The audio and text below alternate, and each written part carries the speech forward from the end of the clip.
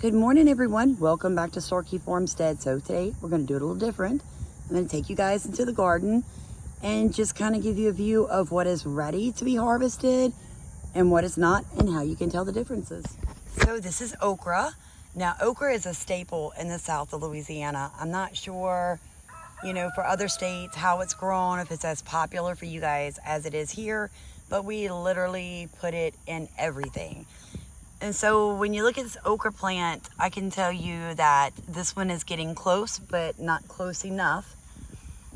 Let's see what we've got going on here, guys. Yes. Okay, so for this variety of okra, you want to take them at about this size, which is, 2 inches. Anything bigger, and it's actually going to start getting a little tough. This is not cow horn. This is the emerald. So you do want to take this okra when it's on a little bit of the smaller side. Now, I want to point out a pest issue with you guys. These are aphids, and this is what aphids look like. You see them underneath? Let me show you, because this is really cool. You guys ever heard of ants milking aphids? So right here, you've got a lot of pest. But do you see the ants? So what the ants are doing is they're actually milking the aphids. But I also want to show you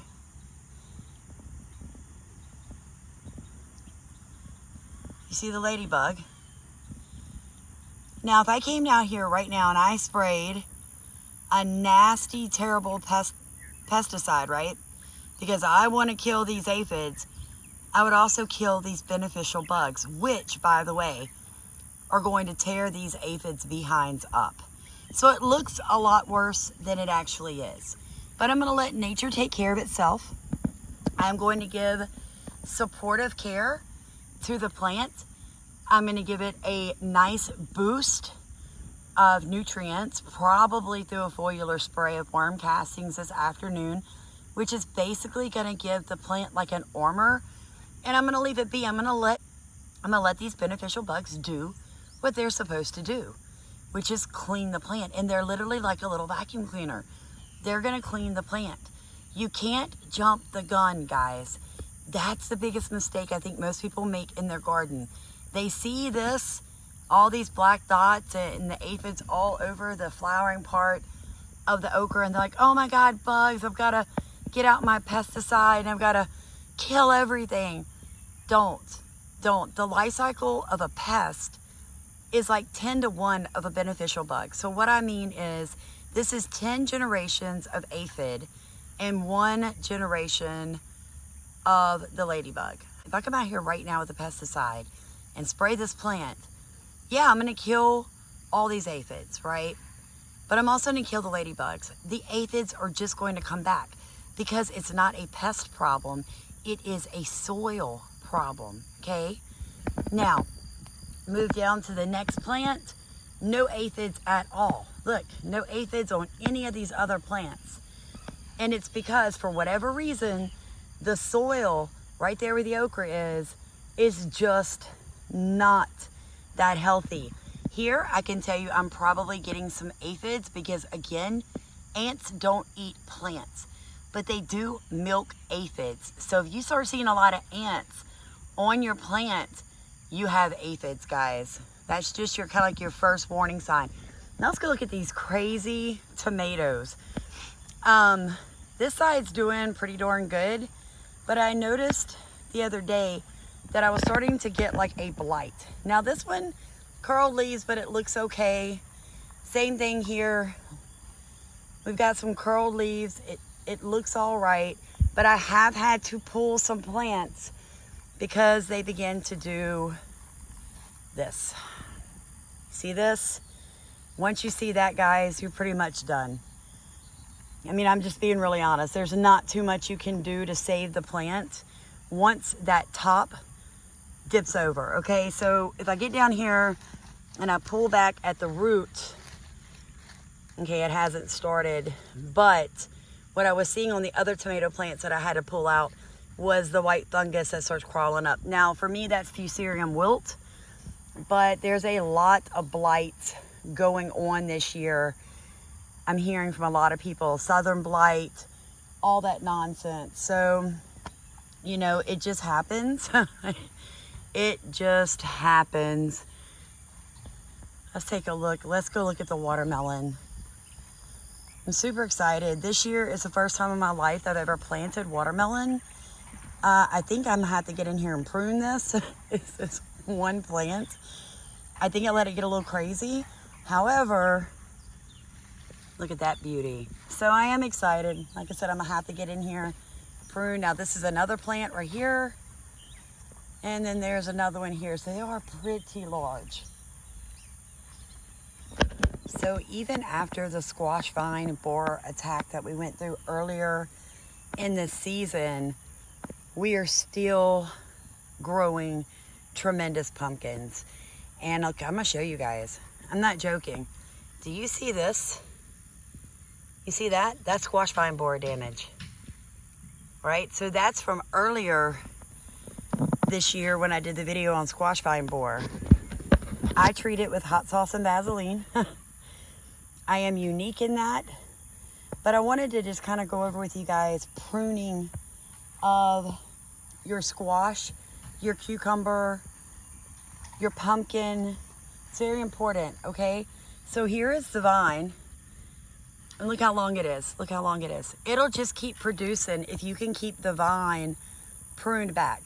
So you can tell when you need to prune and where you need to prune by the leaves. So these are obviously older, so I need to get in there, move that back, and prune it all out so that my beneficial bugs can get in there and pollinate, but so that can be adequate airflow. And why push my plant in these temperatures to support older parts of the plant that it doesn't need anymore? Now we have some cucumber and cantaloupe coming up beautifully. I just planted lemon cucumbers, just seeded them out the other day, and I'm very excited. So as you can see right here, 1 and 2, I like lost the whole end of my black oil sunflower seeds. The corn's coming up nicely, the corn that made it. Here are the squash that I doctored not long ago. I did a video on it for you guys. The color and size of them are so much better. They look really good compared to how they looked when I did the video. And I was like, I'm not really sure what's going on with these plants, but I'm just gonna kind of broad leaf correct them. And look at the difference. Like completely different. And obviously, still have a hay bale out here, and I am behind on rolling out the hay. That's what all this nonsense is. I'll get to it. This over here is ground cover, and when we tarp in a few months, this is going to make my soil just absolutely amazing come spring next year. So I'm very excited about that. Now, if any of you know what these beautiful flowers are right here, please drop it in the comment. Aren't they amazing? Look at that. A friend of ours, wonderful lady, very supportive of our farm, brought us some seeds, and I'm not sure if these came from that. Like it was just a pack of flowers for attracting pollinators. I'm not sure if they came from that or if this is just growing in my yard, but I love it. I think it's amazing. I would love to know what it is. You can see here, we went ahead and got a whole bunch more corn put in. So thank you for coming with me on a quick tour of my garden. I do need to get out there and harvest the things that need to be harvested, like the pumpkins, definitely some okra. I have some CSA boxes going out this morning. If you are a backyard gardener or beginning a market garden or even considering selling your vegetables, look up CSA boxes and memberships. Look it up, get some information. I might do a video if you guys really want a video on CSA and how you can make money off of your garden. Drop it in the comments. I'll make a video on that just for you. But it's a way for people to row in your boat. It's a way for people to say, yes, I'm going to pay you at the beginning of the month for 1 box a week of whatever vegetables you're producing at that moment, and I'm going to support what you're doing. I believe in clean, organic, locally sourced, sustainably grown, regenerative ag. I believe in it. So I'm going to support you. So they pay you at the beginning of the month for $1 a week. It's a way to put money in your pocket all at one time so that you can actually do projects. Because $20 is great. $25 is great. I love it. $2, I get excited. Like, seriously, I do. I mean, it's such a blessing, right? Because God gave us the anointing to create wealth. So whether I'm making 20 cents or $20, I am thankful.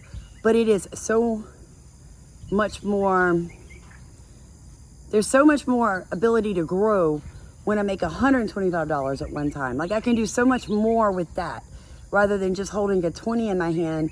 If I've got 120 or 125 in my hand, I can actually use that to purchase something I need that I can't build, make, or produce myself for, like the pelleter, right? If I have 10 people purchasing CSA boxes, they all pay for it at the beginning of the month, and I make $1,000, I now have my pelletizer. I can begin pelleting my own feed. That's what I'm talking about. So God bless you. Thank you so much for rowing in our boat, letting us row in yours. Please like, comment, and subscribe.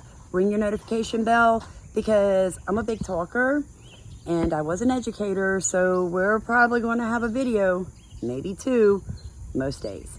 So God bless you guys. I'm trying to cover as many different topics as I can for y'all so that you just begin to get as excited about your garden as I am about mine.